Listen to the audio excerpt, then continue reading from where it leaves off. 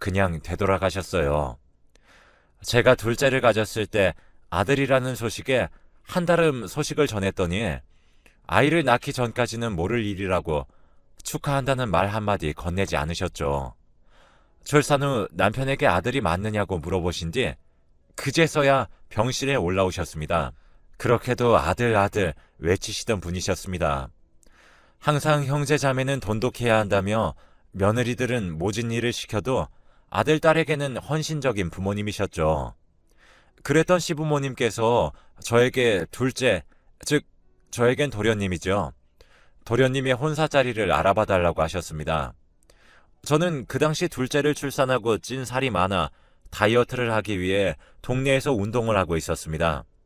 그 운동을 하던 곳에서 만난 차만 아가씨가 하나 있었는데 그 아가씨가 아주 조신하고 예뻐서 도련님의 반려자로 괜찮겠다 싶었습니다. 어차피 둘을 만나게 해준다고 해서 일이 다 일사천리로 풀릴 것은 아니라 생각했었으니까요. 둘을 소개시켜 주었고 제 예상과 달리 그 두 사람은 결혼을 약속했습니다. 키도 크고 늘씬하고 무엇보다 예쁜 얼굴에 시부모님은 둘째 며느리가 예뻐 어쩔 줄 몰랐죠. 그렇게 두 사람은 결혼했습니다. 결혼하자마자 동서는 바로 아이를 임신했어요. 첫째 아이가 딸이었음에도 불구하고 시부모님은 아주 극진하게 보살펴 주셨습니다. 저에게 산후조리를 도우라고 하여 동서는 저희 집에서 산후조리를 했습니다. 저는 6살 된 딸과 2살 된 아들을 돌보며 갓난아기와 동서의 몸조리를 도왔죠. 그때까지만 해도 좋은 게 좋은 거라 생각했습니다. 저는 맏며느리로서의 도리를 해야 한다고 생각했기 때문입니다. 동서는 시부모님께서 저를 하대하자 어느 순간부터 제게 이것저것 요구를 하기 시작했습니다. 아이를 봐달라는 부탁으로 시작해서 나중엔 살림까지 부탁하더군요. 저는 시부모님의 말씀도 있고 착하디 착한 도련님을 생각해서 열심히 도와주었죠. 그렇게 산후조리가 끝난 후 동서는 아이와 함께 집으로 돌아갔고 어느 날 시부모님께서 저에게 전화가 왔습니다. 둘째네가 이혼을 한다는데 당장 가서 말리라는 이야기였습니다. 알고 보니 동서는 시댁이 부잣집인 줄 알았는데 생각보다 부자가 아니라는 이유로 이혼을 요구했습니다.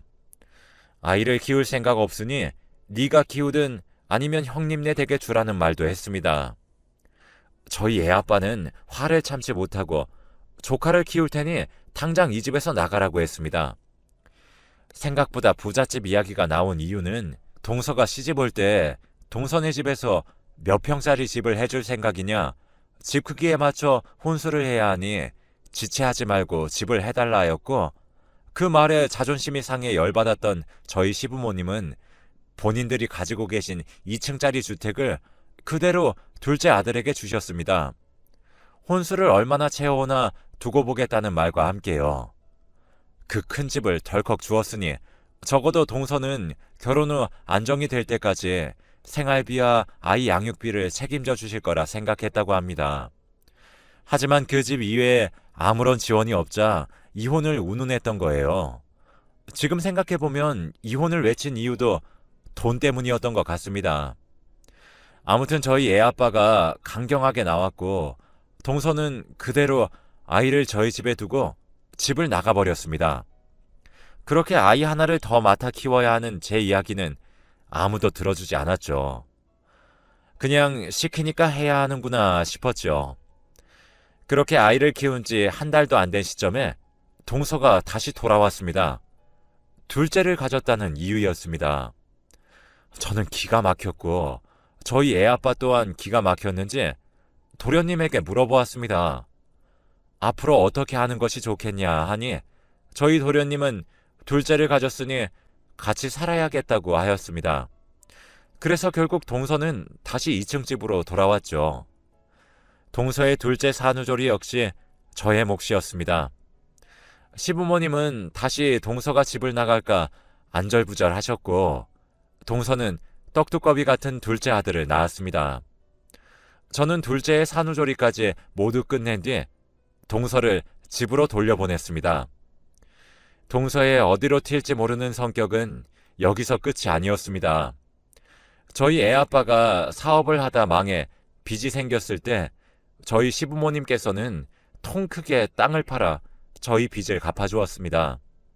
그때부터 동서는 저와 시부모님과의 사이를 이간질하기 시작했습니다. 평생을 종교 없이 지내던 동서가 시부모님께서 다니는 교회를 다니기 시작했습니다. 교회에서 누구보다도 열심히 봉사하며 시부모님을 극진히 모시더랍니다. 그러더니 어느 날부터 제가 전화로 교회 나가는 것을 못마땅하게 생각한다고 연락을 했다며 거짓으로 시부모님께 이간질을 하기 시작한 것입니다. 저는 어릴 때부터 다니던 교회가 있었고 그곳에서 아이 아빠와 만났습니다. 그런 제가 동서가 교회를 다닌다고 못마땅하게 생각할 이유가 있겠습니까? 하지만 시부모님은 제가 다른 교회를 아이 아빠와 함께 나가는 걸 싫어하셨고 동서의 말을 곧이곧대로 믿으셨습니다. 동서는 교회에서 봉사하며 시부모님께 하소연을 매일 했다고 했습니다. 형님네는 빚도 갚아주셨는데 자기들도 사업을 시작하고 싶다고요. 사업 자금이 필요한데 본인들에게도 그만큼 도와주셨으면 한다고요. 하지만 저희 시부모님은 매우 짠돌이셨습니다. 그렇게 쉽게 큰 돈을 턱 내놓을 리 없었죠. 동서는 다시 한번 이혼을 하겠다는 강수를 두었습니다만 저희 시부모님은 묵묵부답이셨습니다. 이혼까지 했다가는 맨몸으로 쫓겨날 것 같으니 동서는 이혼에 대한 수를 접었습니다. 한동안 잠잠하기에 저는 마음을 놓고 시부모님께 더 잘하려 노력했지요. 저희 애아빠는 동서의 이간질 내용을 알게 된 후 시부모님께 큰 화를 냈고 그 뒤로 시부모님 댁에 발길을 끊었습니다. 하지만 저는 맏며느리로서의 도리를 하기 위해서 명절에도 주말에도 아이들을 데리고 시댁에 갔습니다. 적어도 큰아들이 찾아오진 않아도 큰 손주들을 보고 싶어 할 것 같아서였죠. 저의 진심이 통했는지 시부모님도 어느 날부터 저에게 잘해주시기 시작했어요. 동서는 더 이상 시부모님께 돈 나올 구석이 없다고 생각했는지 명절에도 도련님과 아이들만 보내고 본인은 오지 않았습니다. 그래도 교회는 나간다고 하기에 무슨 꿍꿍이인지 궁금했지요. 그러던 어느 날 제가 우연히 밥을 먹으러 식당에 갔다가 동서를 마주쳤습니다. 동서는 절 모른 척 고개를 숙였지만 그 테이블에 웬 남자와 함께 선글라스를 쓴 채 밥을 먹고 있는 것을 보았습니다. 명절에 가끔 만날 때도 늘 무릎이 나온 추리닝만 입고 있는 것을 보았는데 정말 살림이 힘들어서 그런가 보다 했었는데 알고 보니 일부러 입고 나오는 거였더라고요. 밖에서는 누구보다 멋지게 하고 다니는 것을 보니 기분이 이상해졌습니다. 저는 그때 약간의 확신이 섰습니다. 지금 동서가 바람을 피고 있다는 확신이요.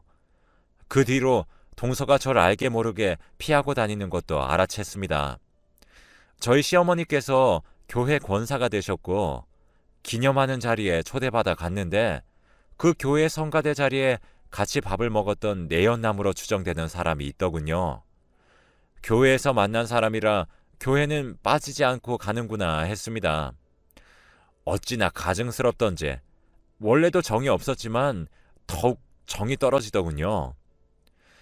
어떻게 시부모님이 다니는 교회에서 불륜을 저지를 수 있습니까? 동서는 그 뒤에도 살살 제 눈치를 보았지만 저는 과감하게 불륜 사실을 터뜨릴 자신이 없었습니다. 당장 도련님은 어쩌고 뒷목 잡으실 시부모님은 어쩝니까? 게다가 그 두 사람을 소개시켜준 사람이 다름 아닌 저였기 때문에 평소에도 항상 마지막은 제 탓으로 돌아왔습니다. 차라리 도련님이 알아채고 강수를 두는 게 낫겠다 싶어서 저는 입을 꾹 다물었죠. 그게 화근이었는지 몰라도 제가 입을 다물 걸 알고 다시 저를 긁더라고요. 몇 년이 그렇게 지난 후 저희 시부모님께서 가지고 있던 땅을 전부 팔아 자식들에게 나눠주시겠다고 했습니다. 시부모님도 가진 거 다 정리하고 노후를 즐기며 살고 싶다 하셨거든요. 저희는 주시는 대로 받겠다고 했습니다.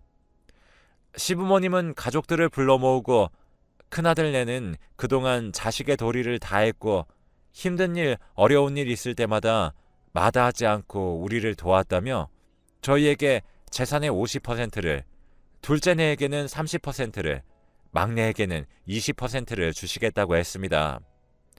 저희 막내 시누이는 20%라도 감사하다며 큰언니가 고생하셨으니 절반을 가져가는 것이 합당한 대우 같다고 하셨고, 도련님은 어차피 33.3%나 30%나 그게 그거니 군소리 없이 받겠다고 하셨어요.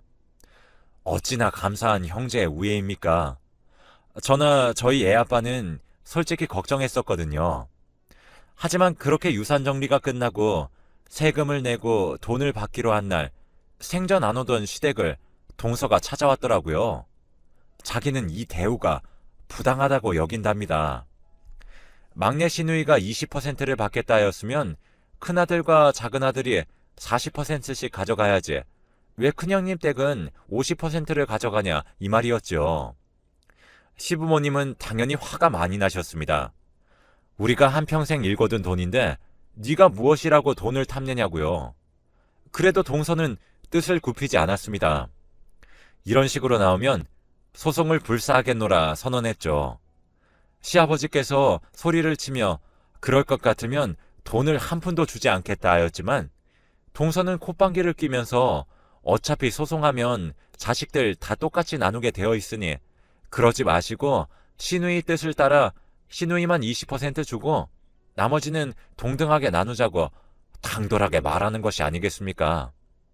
저는 기가 막히고 코가 막혔습니다. 수년간 명절에 코빼기 한번 안 비치던 동서가 돈독이 올랐으니까요.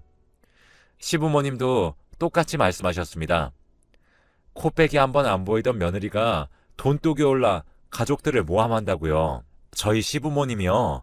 고집도 세고 아들이라면 껌뻑 죽으시기도 하며 저에게 시집살이를 시키지 않으신 것도 아니었지만 제가 집이 힘들어 한두 푼 벌어보고자 일을 할 때에도 제가 피곤할까 걱정해 주시고 명절인데도 집에서 모이지 않고 밖에서 밥 한 끼 사 먹이시고 용돈 쥐어 보내주신 분들입니다.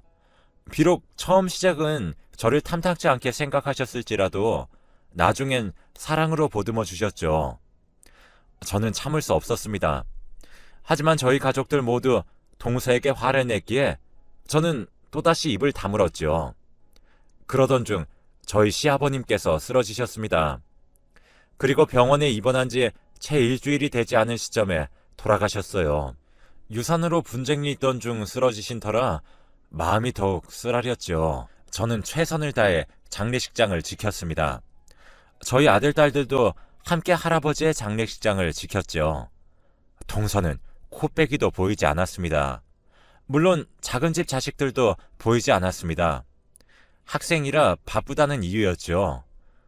둘째 날 본인의 지인들이 장례식장에 방문하자 같이 나타나서는 부조를 빼돌리는 것을 보았습니다.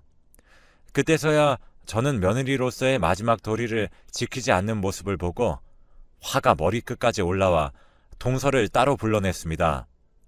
아무리 돈독이 올라도 어떻게 부조까지 손을 댈 수 있느냐 했더니 이 돈은 자기 몫이 맞다면서 형님도 돈독이 올라 유산의 반을 가져가는 것 아니냐 하더군요. 저는 혼자 남으신 시어머님을 모시고 살 생각이었습니다. 그 이야기를 들었는지 동서가 시어머님의 노후 자금까지 탐내냐고 소리치더라고요. 저는 제 의도가 그렇게 곡해되는 것이 너무나도 속상했습니다. 저도 지지 않고 소리를 질렀죠. 어디 시어머니 교회에 가서 봉사하는 척 바람이나 펴놓고 당당하냐고요. 시부모님과 저 사이에서 이간질을 그렇게 해놓고서도 아직도 돈독이 올라서 그러고 싶냐고 소리쳤습니다. 일부러 사람들 들으라고 소리친 건 아니었지만 담배를 피러 갔다 온 저희 애아빠와 도련님도 그 이야기를 들었더군요. 그런데 도련님이 집안 망신시키지 말고 가족들끼리 합의 본 사항이니 토달지 말라 하지 않았느냐, 동서에게 오히려 망신을 더 주더군요. 도련님도 아마 동서가 바람을 피고 있었던 사실을 알고 있었나 봅니다. 동서는 왜 자기한테만 다들 뭐라 하냐면서 그 자리에서 울었고, 몰랐으면 했던 시어머니까지 내 아들을 두고 바람을 폈냐면서 역정을 내셨습니다. 시어머님은 당장 이혼을 종용하며 너희 집에는 단 한 푼도 못 주겠다 했습니다. 그제서야 상황 파악이 됐는지 동서가 무릎을 꿇고 빌었습니다. 바람핀 건 훨씬 이전의 일이고 지금은 다 정리가 되어 있으며 애 아빠에게도 사죄했고 지금은 다 풀었다면서 우리 가족의 문제니까 형님이 왈가왈부하지 말라고 하더군요. 제가 글쎄 시어머니 뵐 면목이 없을 정도였습니다. 그 두 사람을 소개시켜준 건 저였고 애초에 제가 그러지 않았더라면 도련님은 더 좋은 짝을 만날 수 있었을지도 모를 일이니까요. 저는 가져간 부조금을 내놓으라 했고 동서는 표독스러운 표정으로 이깟 돈이 얼마나 되겠느냐며 내 지인이 낸 부조를 내가 가져가는 것이 그렇게 배가 아파서 빼앗는 것이냐 소리를 왁왁 질렀습니다. 상식적으로 그게 돈이 아까워서 내놓으라는 것이 아니지 않습니까? 그리고 부조를 나중에 나눴으면 나눴지 그걸 저희가 꿀꺽이라도 하겠습니까? 동서에게는 상식이 통하지 않더군요. 저희 애아빠는 그렇게 뒤로 돈을 가져가서 잘 될 리 없다고 꼭 배탈이 날 것이라며 냅두라고 했습니다. 그렇게 한바탕 설한 후 잠잠해지나 했었습니다. 시부모님 댁을 정리하고 시어머니를 집으로 모시고 들어왔습니다. 혼자 살면 적적하실 텐데 손주들도 있고 어머님 혼자 사는 건 불안하니 저희와 함께 노후를 보내시자 몇 번을 조르고 졸라 모셔왔습니다. 그렇게 작은 집과는 왕래를 끊었고 조용히 사나 싶었는데 어느 날 어머님이 전화기를 붙잡고 하염없이 울고 계시더군요. 무슨 일이 있느냐 물었더니 둘째 며느리에게 전화가 왔는데 둘째가 암에 걸려 치료를 받아야 한다고요. 신도 무심하시지. 선하게 살았던 도련님이 암이라니 가슴이 아팠습니다. 항암 치료를 해야 해서 급하게 입원했으니 도련님께는 연락 말아달라고 어머님 속상하실까봐 말씀드리지 말라 했다면서 동서가 어머님께만 몰래 말씀드리니 알고 계시라고 전화가 왔다고 했습니다. 입원비며 치료비가 감당이 안 될 수준이니 돈 좀 보태달라고 하면서요. 도련님이 말하지 말고 손도 벌리지 말라고 했지만 액수가 너무 커서 힘들어서 이렇게 연락드린 거니까 모른 척 해달라고 하면서 말입니다. 저희 애아빠는 미리 받아간 유산은 어쩌고 돈을 달라고 하느냐 했지만 지금 아범이 많이 스트레스를 받았으니 연락은 말아달라며 1차 항암 끝나고 호전이 보이면 다시 연락드릴 테니 앞으로 연락은 저를 통해 해달라고 동서가 그랬습니다. 암이라는데 주위에서 난리를 치면 더 아플까봐 저희는 동서를 통해 연락했습니다. 1차 치료가 끝나고 2차, 3차가 될 동안 어머님은 집 정리하신 금액을 수시로 치료와 입원비에 보태라며 돈을 보냈고 저희도 돈을 좀 보내서 보태야 하는 건 아니냐 걱정했습니다. 아무래도 안 되겠다며 동생이 입원해 있는 병원에 과일 바구니라도 사서 가봐야겠다 하더군요. 동서는 머리도 다 빠졌고 살도 심하게 내린 남편이 극도로 예민해서 누가 찾아오기만 해도 소리를 지른다며 제발 심신의 안정을 위해 참아달라고 했지만 애아빠는 이러다 어떻게 될지도 모르니 몰래 가서 얼굴이라도 슬쩍 보고 와야겠다고 고집을 꺾지 않았고 둘째네들 모르게 혼자 병원으로 찾아갔습니다. 오전에 동생을 만나러 병원에 갔던 남편은 밤늦게 술이 떡이 되어 돌아왔습니다. 저와 어머님은 걱정이 되어 도련님의 상태가 많이 좋지 않은가 싶어 차마 아무 말도 하지 못하고 발만 동동 굴렀죠. 다음날 콩나물 해장국을 끓여주었더니 해장을 시원하게 하고선 저와 어머님께 할 말이 있다며 불렀습니다. 애아빠의 입에서 나오는 말은 충격적이었습니다. 도련님은 암 환자가 아니며 병원에 입원을 한 적도 없었다는 말입니다. 유산 그 조금을 덜 받은 게 억울해서 도련님이 암에 걸렸다고 거짓말을 치고 그 돈을 받아 동서가 유흥에 썼던 것이었습니다. 전날 오전 병원으로 찾아간 남편이 아무리 찾아도 동생을 찾을 수 없어 원무실에가 동생 이름 석자를 대었더니 그런 환자는 없다고 했답니다. 이를 수상하게 여긴 남편이 동생에게 연락을 했는데 연락을 받지 않아 동생의 회사에 전화를 걸어 물어보았고 도련님 핸드폰이 고장이 나서 전화가 먹통이라며 시간이 없어 수리도 못했다고 하더군요. 그런데 또 문자는 가능해서 그냥 쓰고 있다고 했답니다. 그래서 남편은 네가 암이라 그래서 병원에 왔더니 네가 없더라? 어디서 뭐하냐? 라고 했는데 도련님이 그게 무슨 소리냐면서 펄쩍 뛰더랍니다. 자기가 왜 암이냐고요? 네 마누라가 너 암이라던데 무슨 소리야? 4차 항암까지 일주일 남았다던데?